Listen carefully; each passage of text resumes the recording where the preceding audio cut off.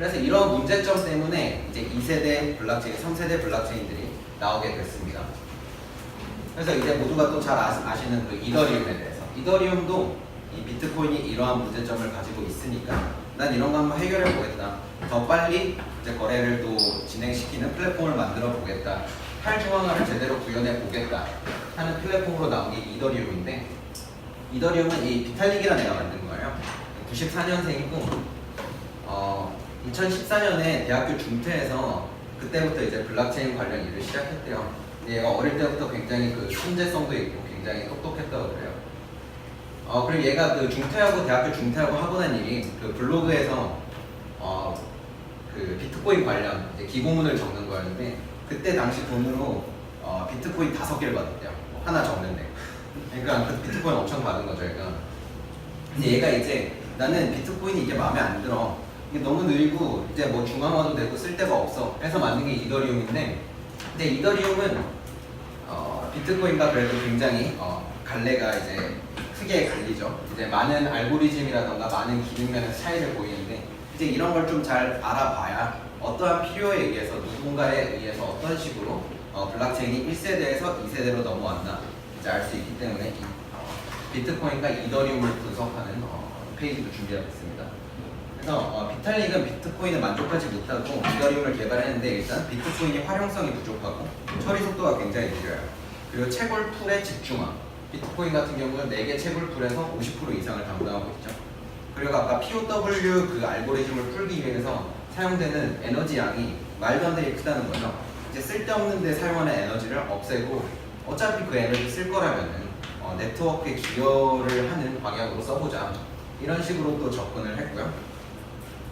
일단 비트코인은 이더리움은 비트코인의 그 떨어지는 그 활용성을 개선하고 싶어 했어요. 그래서 현재 비트코인의 가치란 뭐냐 이렇게 생각해 본다면은, 비트코인은 가치 저장의 수단으로서의 기능을 하고 있거든요. 내가 A라는 위치에서 B라는 위치로 돈을 보낼 때 제 3자의 개입 없이 충분히 할 수 있잖아요. 내가 여기서 거래소에다 이제 거래소라든지 내 지갑에다가 비트코인은 또 미국에서 다시 찾을 수 있는 거잖아요.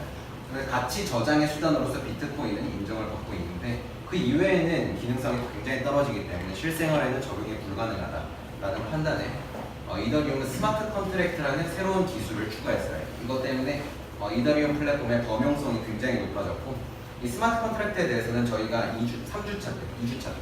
2주차 때 굉장히 자세한 강의를 또 했거든요. 저희 블로그 주소인데 들어가 보시면 자세하게 설명되어 있는 파일이 있으니까 공부하시면 굉장히 좋을 것 같고요.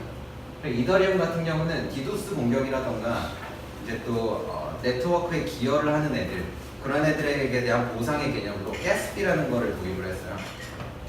가스피가 뭐냐면은 스마트 컨트랙트를 올려놓으면은 이제 또 사용을 유저들이 할 텐데, 그런 사용을 하게 되면은 이 노드들이 이 스마트 컨트랙트에 관련한 연산도 해야 되고 정보도 저장을 해야 돼요. 그만큼 에너지가 들고 자원이 들기 때문에 주는 보상으로 가스피라는 걸 또 이더리움을 도입을 했어요.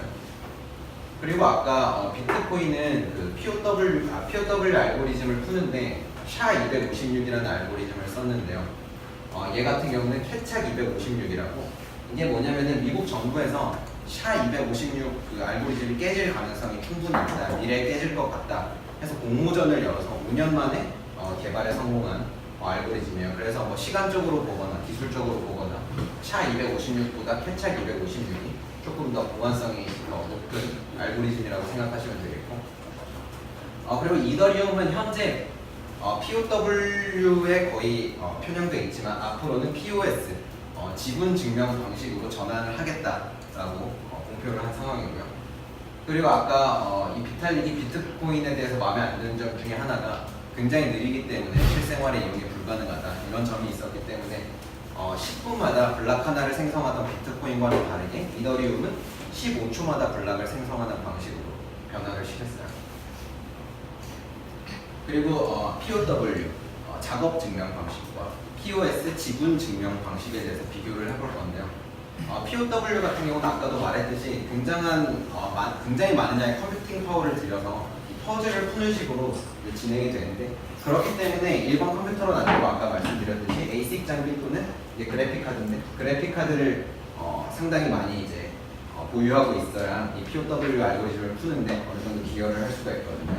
얘네들이 또 전기를 엄청 잡아먹기 때문에 전력 소모가 엄청 커요. 아까도 말했듯이 덴마크에서 쓰는 전력보다 많이 쓰게 될 거다 이런 분석이 있었고, 이런 식으로 유지비와 초기 그 세팅 비용이 굉장히 높기 때문에 진입 장벽이 굉장히 크다는 문제를 나왔고, 이 진입 장벽이 높다는 문제는 채굴의 중앙화를 일으키게 됐고, 이 중앙화는 아까 걔네처럼 그 4명이 단합하면 과반수 이상이 되기 때문에 발생할 수 있는 문제 51% 공격이 가능하다라는 문제점을 이렇게 가지고 있고요.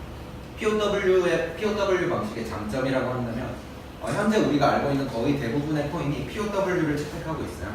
그래서 POW 제대로 알고 나면은 다른 코인 뭐 투자나 공부할 때 굉장히 이제 수월하게 할 수 있을 거고, 그리고 이거는 저는 크게 동의하진 않는데 이런 입장이 또 있어요. 그 POW 방식을 채택해서 나온 코인의 가치를 결정하는 것들 중에 중요한 요소가 ASIC 장비와 전기세가 있다고 하는 사람들도 있는데, 그렇기 때문에 이 사람들은 이 코인이 걔네들의 영향을 받아서 어느 정도 선은 유지가 될 것이다 라고 하는 분석도 있긴 해요. 그리고 지분 증명 방식, Proof of Stake인데, 이 방식은 이더리움이 앞으로 우리 이런 식으로 전환을 할 것이다 하는 이 방식인데, POS 지분 증명이 뭐냐면은 POW 같은 경우는 내가 컴퓨터에 이만큼 좋은 걸 갖고 있으니까 나한테 블락 생성할 기회를 줘 이런 식인데, POS 같은 경우는 내가 이더를 이만큼 갖고 있으니까, 내가 돈을 이만큼 가지고 있으니까 내가 블락을 생성할게 이런 방식이거든요.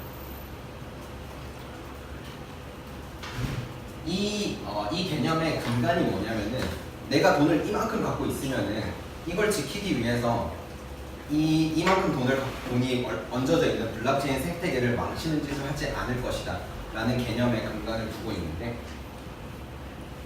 그리고 그래서 얘 같은 경우는 지분을 이용해서 컴퓨팅 파워를 이용한 게 아니고 지분을 이용해서 이 알고리즘을 풀기 때문에 자원 낭비가 굉장히 적어요. 이게 네트워크에 연결된 컴퓨터 하나만 있고 어느 정도의 지분만 확보하고 있으면 블록체인에 참여를 할 수 있기 때문에 자원 낭비를 해결했다는 점에서 굉장히 중요하고요. 그렇기 때문에 낮은 진입 장벽, 아무나 참여를 할 수 있는 거죠. 지분을 어느 정도 가지고 있으면. 그렇기 때문에 집중화가 조금 더 일어날 거다라는 분석이 있어요. 지금 현재 이더리움 시가총액을 봤을 때 50조 정도 되더라고요, 한국 돈으로.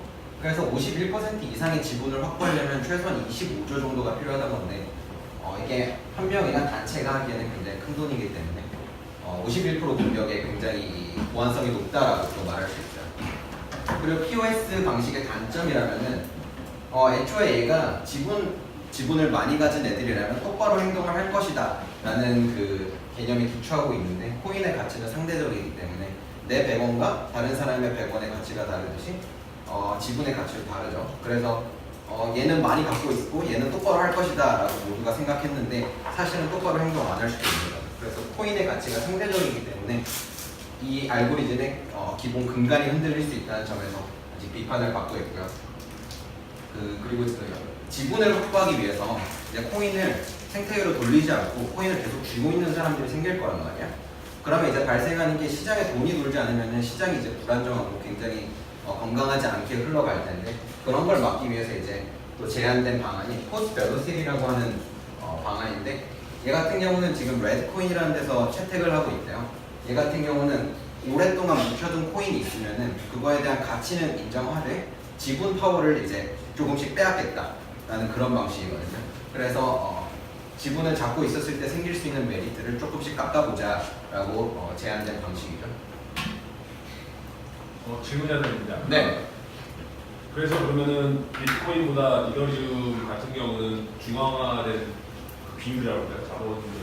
현재 POW 방식으로 진행되는 이더리움은 아직도 중앙화가 심하다는 평가를 받고 있고요. 그런데 앞으로 이제 POS가 되면 중앙화가 힘들어질 것이다라는 말이 나오고 있습니다. 그리고 이더리움의 문제점도 이게 중요한데, 왜냐하면 2세대 블록체인이라 평가받는 이더리움이 또 해결하지 못한 문제가 있으니까 이노스가 나왔고 우리가 알고 있는 많은 블록체인 플랫폼들이 나왔는데, 이더리움의 문제점 중에 여전히 해결되지 못한 게 아직도 엄청 느립니다. 여기 보시면은 이게 TPS인데 초당 거래량이거든요. 초당 거래량이 15를 못 미쳐요. 그게 무슨 뜻이냐면 제가 거래를 하나 올리면은 6시간 6시간쯤 걸린다는 뜻이에요.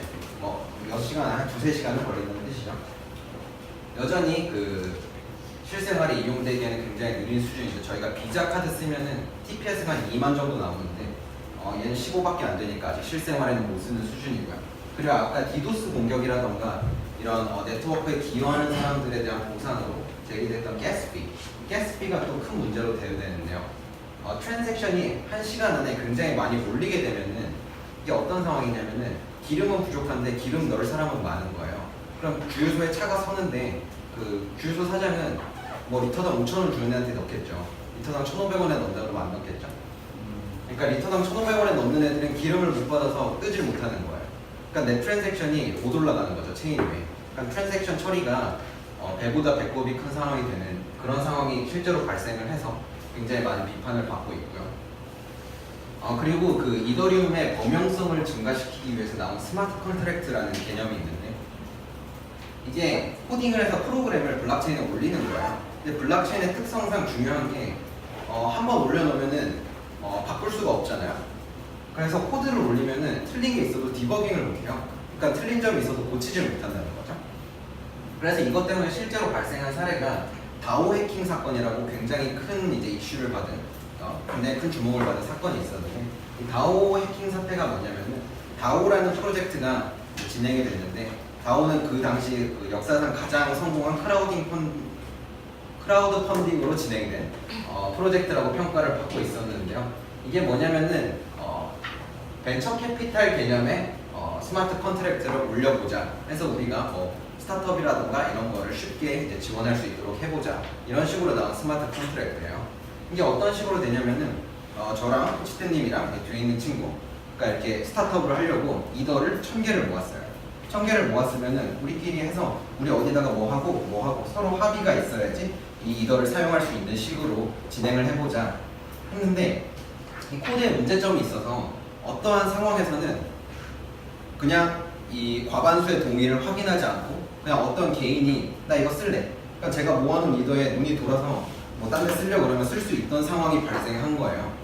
근데 이 개발자들은 그걸 알았는데도 이게 별로 큰 상황이라고 인지를 못했는데 이게 디버깅이 안 되니까 그대로 남아 있었죠. 근데 해커들은 그걸 딱 집어서 이더를 조금씩 다 뺀 거예요. 그래서 제가 알기로 그게 400 밀리언 달러였거든요. 그럼 얼마지? 4억 달러인가요? 네. 아무튼 굉장히 큰 돈이 4조 정도가 뺏긴 걸로 제가 알고 있어요. 근데 스마트 컨트랙트가 디버깅이 안 된다는 점이 굉장히 불리한 점으로 발생하게 됐고 이거는 현재 스마트 컨트랙트를 지원하는 플랫폼이라면 거의 모두가 안고 있는 문제이기 때문에 시급히 해결해야 된다고 생각합니다. 그래서 이런 문제점 때문에 내가 이더리움 마음에 안 든다 해서 나온 애가 댄 레리머라는 애인데요.